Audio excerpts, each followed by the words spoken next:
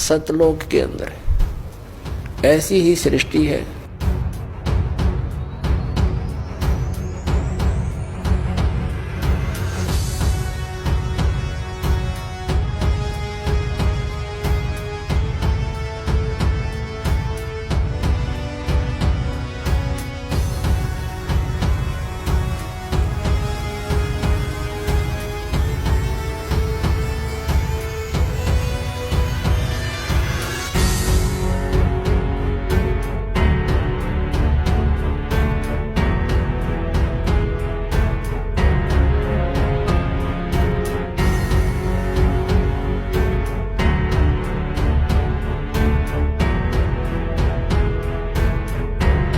ऐसे ही मनुष्य व पशु पक्षी नहीं है।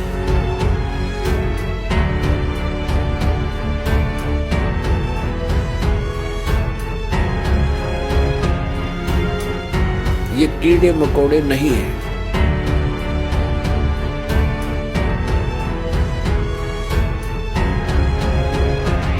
वहां सदाबहार वृक्ष है।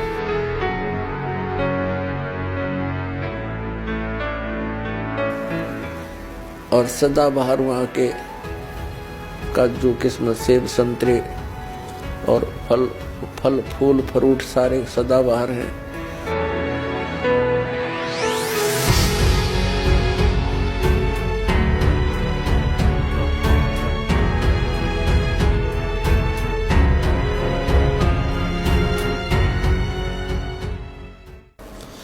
सतलोक के अंदर ऐसी ही सृष्टि है। ऐसे ही मनुष्य व पशु पक्षी नहीं है। ये कीड़े मकोड़े नहीं है। वहाँ सदाबहार वृक्ष है। और सदाबहार वहाँ के काजू किस्मत सेब संतरे और फल फूल फ्रूट सारे सदाबहार हैं। वहाँ जाने के बाद प्राणी ना वृद्ध होता, ना उसके अंदर उसकी मृत्यु होती। अपने आत्मा यदि हमने वहां जाकर के नए धक्के खाने हैं, डोट बन के घूमना, के आनंद होया? वो खाक आनंद है। मोक्ष का अर्थ होता है जैसे कोई बंधन में ना हो। हम यहाँ कर्मों के बंधन से बंधे हुए हैं। वहाँ कर्म नहीं है। निष्कर्म में मोक्ष प्राप्त होता है। बिना किए प्राप्त होती हैं सब सुविधाएं, उसको निष्कर्म में मुक्ति मानते हैं। तो वहां जाने के बाद देखो, आप देखते हैं प्रत्येक व्यक्ति चाहता है काम थोड़ा करूं, ना करूं तो घना बढ़िया और सुविधा सारी हो। यह आभास कहाँ से हुआ? क्योंकि हम ऐसे स्थान पर रहते थे, वहां हमने काम तो करना ही नहीं पड़ा था, सुविधा नरी थी, आगे पड़ी रही थी। फिर दूसरा कोई बूढ़ा होना नहीं चाहता, वृद्ध अवस्था को कति पसंद नहीं करते। यानी 80 साल तक भी बाल काले करते रहे हैं और दांत कृत्रिम टडवाए ले हैं, अब कुछ बूढ़ा सा ना दिखो हैं। और फिर मृत्यु कोई नहीं चाहता। और दोनों कंपलसरी। ये तो यहाँ का यूनिवर्सल ट्रूथ है, हार्ड एंड फास्ट रूल है। तो इसका कि वृद्ध भी होगा और मृत्यु भी होगी। और हम दोनों पसंद नहीं करते, दोनों कंपलसरी होंगी यहाँ पर। इसी प्रकार कोई काम करना नहीं चाहता। हम उच्च शिक्षा किस लिए प्राप्त करते हैं कि हम कुर्सी पर बैठे दफ्तर के नीचे, नौकर हों, घंटी बजाएं, पानी पिलाओ, चाय लाओ, हैं? काम कुछ नहीं करना पड़े, तनख्वाह मिला गणी ठाठ से रहे। तो ये हमारी प्रवृत्ति जो यहाँ हम एक नकल कर रहे हैं, एक लकीर पीट रहे हैं सतलोक के उस सुख को भूल कर, उसको छोड़कर। और वो वहीं प्राप्त हो सकती है बबूल के पेड़ पर। यदि कोई आम खोज रहा है बबूल के वन में और वहां कोई आम ढूंढ रहा है, उस जैसा मूर्ख नहीं। तो हम इस बबूल के वन में, इस काल के लोक में, और वो सुख खोज रहे हैं सतलोक वाले। यहाँ के स्वर्ग महास्वर्ग में भी वो सुख नहीं है। तो वो बातें परमात्मा ने हमें याद दिलाई हैं। तो प्रसंग चल रहा है कि सतलोक के अंदर आपको मनुष्य शरीर मिलेगा। वहाँ 3 पोर्शन है सतलोक के। जैसे अपने कैपिटल है, राजधानी है दिल्ली, और दिल्ली एक स्टेट भी है।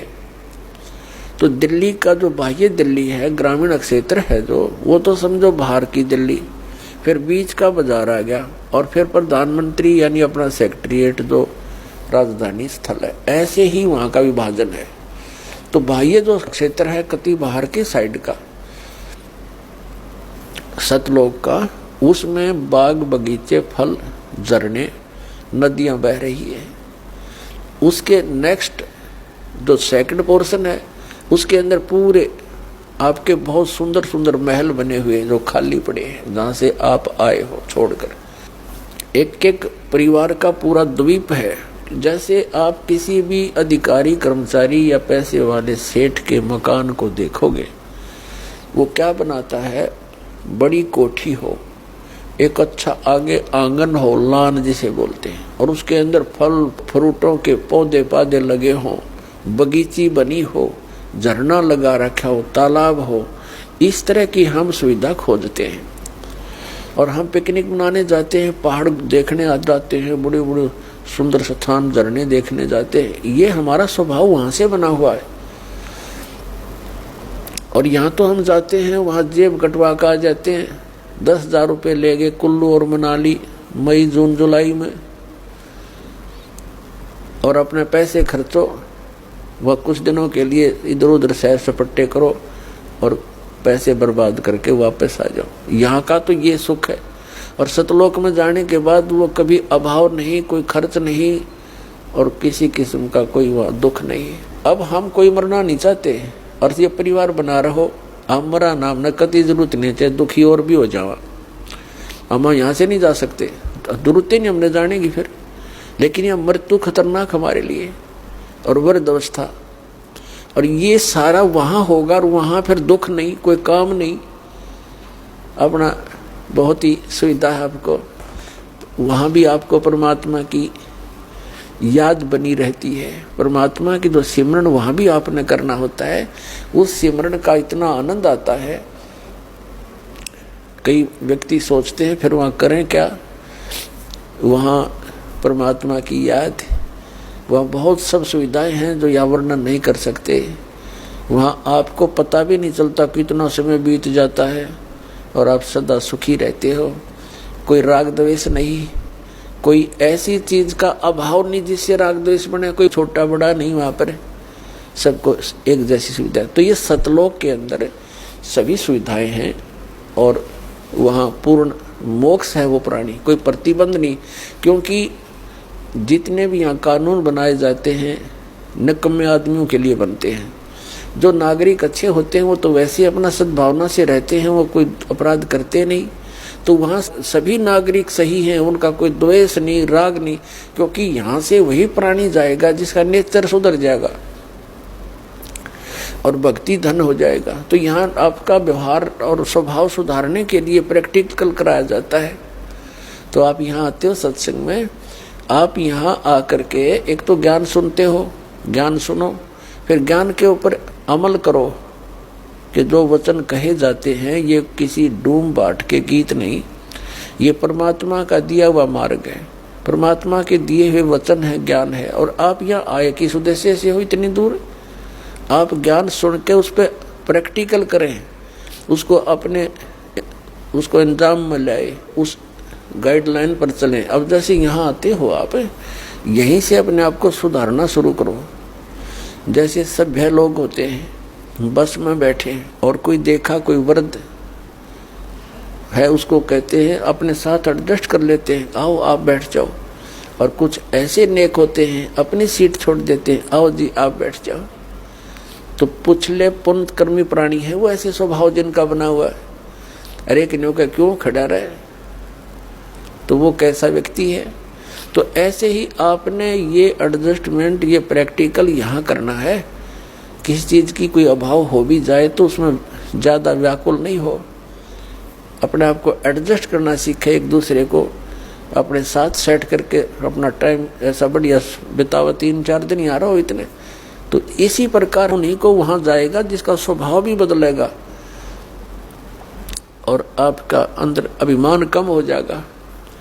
अभिमानी प्राणी वहां नहीं जा सकता। तो यहाँ से आपको बिल्कुल सुधार के और भक्ति से परिपूर्ण करके तो वहां भेजा जाएगा, तो वो व्यक्ति फिर वहां जाकर एक सभ्य समाज बन जाएगा। वहां विकार होते ही नहीं, क्योंकि वो शरीर ऐसा नहीं है, वहां विकार नहीं। तो कहने का भाव ये है कि वहां जाकर के हमने वो सब सुख प्राप्त होंगे। अब प्रसंग चला है कि परमात्मा की भक्ति किस लिए करें, ना करने से क्या हानि है, करने से क्या लाभ है।